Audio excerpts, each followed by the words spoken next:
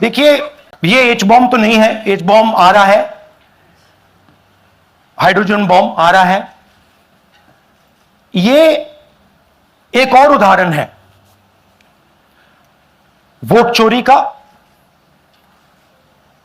पिछली बार मैंने आपको एडिशंस के बारे में बताया था, ये हम आपको डिलीशंस के बारे में दिखा रहे हैं, और सबूत के साथ हम आपको दिखाएंगे कि ये जो डिलीशंस हुए हैं ये सेंट्रलाइज तरीके से कॉल सेंटर के प्रयोग करके, सॉफ्टवेयर के प्रयोग करके किए गए।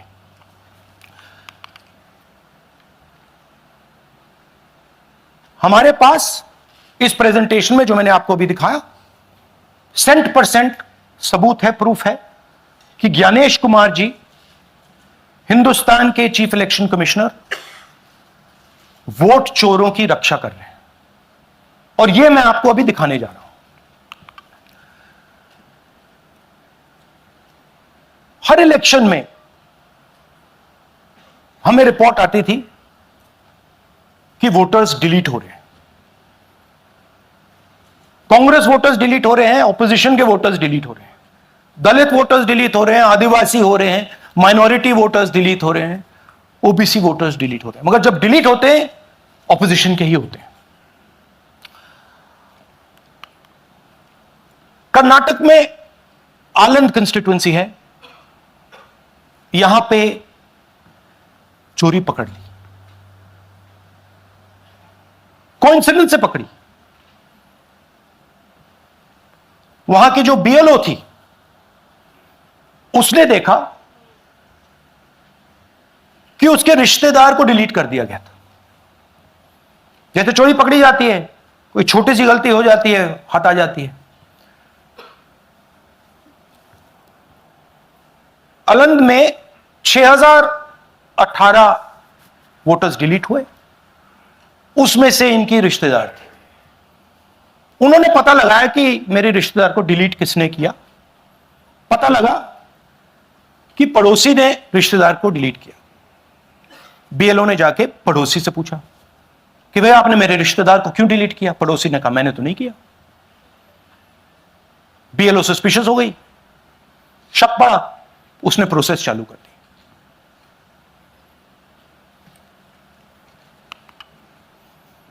पता क्या लगा कि कोई ना कोई, किसी ने आलंद में वोटर डिलीशन सिस्टमैटिकली ऑर्गेनाइज तरीके से, सेंट्रलाइज तरीके से किया। हमें यह नहीं मालूम कि आलंद में कितने वोटर डिलीट हुए, क्योंकि इससे बहुत ज्यादा हो सकते हैं। 6000, तकरीबन 6000 पकड़े गए, उस पर इन्वेस्टिगेशन हो गया।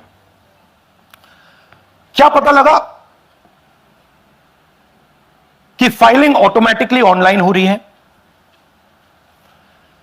मोबाइल नंबर्स कर्नाटक के नहीं यूज हो रहे, मोबाइल नंबर्स दूसरी स्टेट्स के यूज हो रहे हैं। इनफैक्ट कर्नाटक के नंबर थे ही नहीं उसमें। मतलब आप दिल्ली में बैठे डिलीट कर रहे हो, आपका नंबर तमिलनाडु का है। आप गुड़गांव में डिलीट कर रहे हो, आपका नंबर झारखंड का है। और जब हम चेक करने के भैया आपका नंबर है, तो आपका नंबर है ही नहीं, किसी और का नंबर है। और टारगेट करके कांग्रेस वोटर्स को डिलीट किया गया। ये गोदाबाई जी हैं, इनके नाम पर 12 वोटर्स डिलीट किए गए। इनको मालूम ही नहीं, इनको पता ही नहीं कि इन्होंने 12 वोटर्स डिलीट किए। दिखाइए जरा, इलेक्शन टाइम ये इनका वीडियो है। ना अर्जी हाकिಲ್ಲ, ನನಗೆ ಅದಕ್ಕೆ ಸಂಬಂಧ ಇಲ್ಲ, ಅದು ಯಾರು ಹೊಟ್ಟಿ ಕಿಚ್ಚಿ ಯಾರು ಏನ ಹಾಕ್ಯಾರ ಅನ್ನೋದು ನನಗೆ ಗೊತ್ತಾಗಿಲ್ಲ।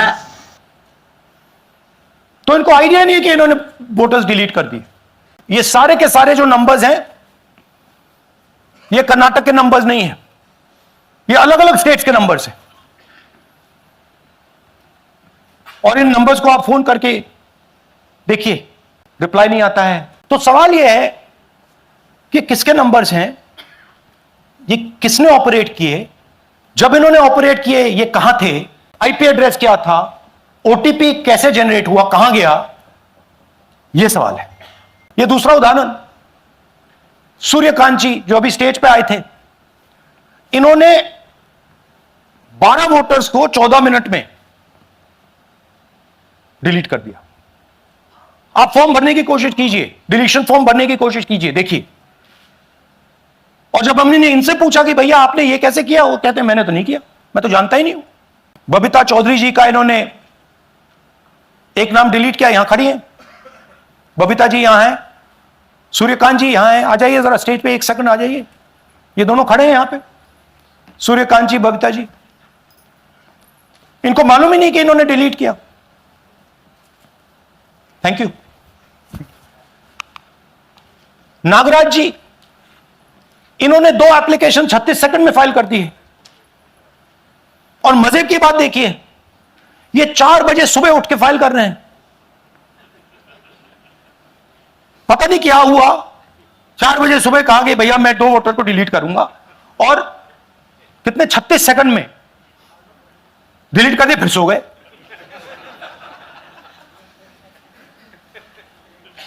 हमारी माइंड में पहले सवाल था कि क्या इलेक्शन कमीशन भी सो रहा है, मगर नहीं, सोया कोई नहीं है, जगे हुए हैं, सिस्टमैटिकली मदद हो रही है।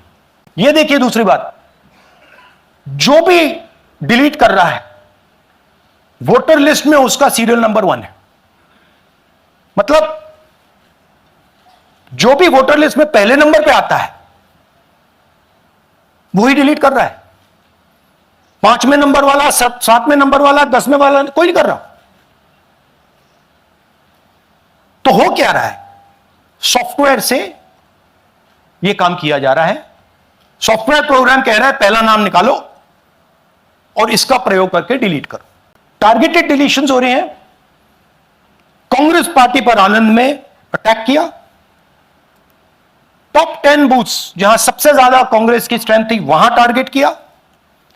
और 2018 में पिछले इलेक्शन में 10 में से 8 बूथ कांग्रेस पार्टी जीती थी,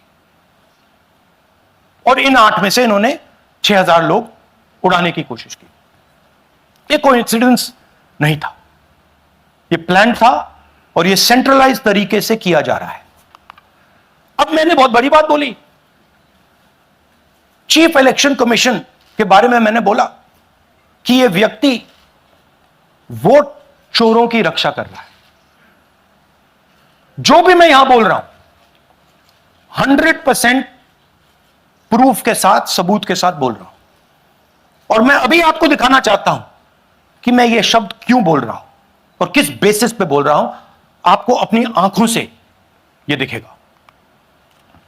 कर्नाटका सीआईडी ने केस चालू किया कि ये वोटर कौन है, ये फोन किसके हैं, ये आईपी एड्रेस क्या है, ओटीपी कहां गया, इन चीजों के बारे में इन्वेस्टिगेशन शुरू होती है। कर्नाटक सीआईडी ने हिंदुस्तान के इलेक्शन कमीशन को 18 चिट्ठियां लिखी हैं। हमें आप ये इंफॉर्मेशन दीजिए, बिल्कुल क्लियर है। डेस्टिनेशन आईपी दीजिए, डिवाइस डेस्टिनेशन पोर्ट दीजिए, ओटीपी ट्रेल्स दीजिए, फोन नंबर्स दीजिए, फोन नंबर्स के मालिकों के नाम दीजिए। क्लियरली पूछा है, नो आंसर। 18 चिट्ठी CID Karnataka, no answer from chief election commissioner, no answer from election commission. Timeline देखिए, फरवरी 23 में इन्वेस्टिगेशन शुरू होती है। मार्च 23 में कर्नाटका सीआईडी चिट्ठी लिखती है ईसीआई को कि हमें सारे डिटेल्स दे दीजिए।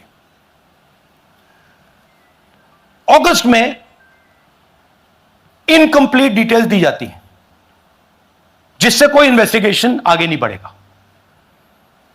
जिन चीजों की जरूरत थी वो नहीं दी, जिसकी जरूरत नहीं थी वो सारी दे दी। पहला सबूत। दूसरा सबूत, 18 बार रिमाइंडर लेटर गए हैं। आपको अगर सीआईडी एक बार लेटर भेज दे और आप नहीं गए, आप जानते हो क्या होगा। यहां पे इलेक्शन कमीशन को 18 बार लेटर गए हैं, कुछ नहीं हुआ है।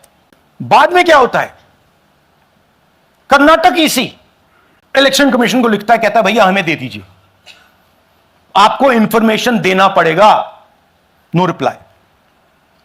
मार्च 25 में आखिरी लेटर सितंबर में गया है, कुछ ही दिन पहले। No reply from EC. यह है सबूत कि ज्ञानेश कुमार जी वोट चोरों की रक्षा कर रहे हैं, और यह ब्लैक एंड व्हाइट सबूत है, इसमें कोई कंफ्यूजन नहीं है कहीं। तो सवाल उठता है, यह है कौन जो सेंट्रलाइज तरीके से कॉल सेंटर के प्रयोग से, सॉफ्टवेयर से अलग अलग प्रदेशों में वोट डिलीट कर रहे हैं, ऐड कर रहे हैं? इलेक्शन कमीशन जानता है, ज्ञानेश कुमार जी जानते हैं। अच्छा, ये सिर्फ आनंद में नहीं हुआ, ये अलग अलग कंस्टिट्यूएंसीज में हुआ है। आनंद में लीगल प्रोसेस चालू हो गई, पकड़ लिया। यहां महाराष्ट्र में उसी मोडस ऑपरेंडी से, उसी सिस्टम से यहां पे वोट ऐड हुए। आनंद में डिलीट, रजौरा में एडिशन, 6850। आपको याद होगा पिछले प्रेजेंटेशन में मैंने आपको नाम दिखाए थे, ये देखिए वही नाम यहां है। वही सिस्टम महाराष्ट्र में चल रहा है जो कर्नाटक में चल रहा था। नाम वैसे ही है, जेडब्ल्यू जेडब्ल्यू जेडब्ल्यू, पता वैसा है, जेडब्ल्यू जेडब्ल्यू, नाम यू जैसे किसी ने टाइप करके लगा दिया। तो जो ये काम कर रहा है, ये उत्तर प्रदेश में, हरियाणा में, बिहार में, कर्नाटक में, महाराष्ट्र में वही कर रहा है। तो हमारी डिमांड है, ज्ञानेश कुमार जी, आप अपना काम कीजिए। आपने ओथ लिया है, आप हिंदुस्तान के चीफ इलेक्शन कमिश्नर हैं। आपसे कर्नाटक की सीआईडी सबूत मांग रही है। आप कर्नाटक की सीआईडी को यह सबूत 1 सप्ताह के अंदर दे दीजिए, नहीं तो पूरा हिंदुस्तान के सारे युवा इस बात को एक्सेप्ट करेंगे कि आप हिंदुस्तान के संविधान की हत्या में शामिल हो, हिंदुस्तान के संविधान की रक्षा नहीं कर रहे हो, और वोट चोरों की आप मदद कर रहे हो। Thank you. और थोड़ी देर में हम आपको हाइड्रोजन बॉम्ब दिखाने जा रहे हैं। नहीं, आज नहीं, थोड़ी देर में उसकी प्रिपरेशन चल रही है, क्योंकि हम देखिए, मैंने टीम से कहा है कि अगर मैं स्टेज पे जा रहा हूं, ब्लैक एंड व्हाइट प्रूफ नहीं होगा, मैं नहीं जाऊंगा। अगर ब्लैक एंड व्हाइट प्रूफ होगा, जो कोई मतलब उसको निगेट नहीं कर सकता, मैं जाऊंगा। मैं देश के कॉन्स्टिट्यूशन की रक्षा कर रहा हूं, संविधान की रक्षा कर रहा हूं, मैं लोकतंत्र की रक्षा कर रहा हूं, और मैं सच्चाई आपके सामने रख रहा हूं। बहुत बहुत धन्यवाद। नमस्कार, जय हिंद।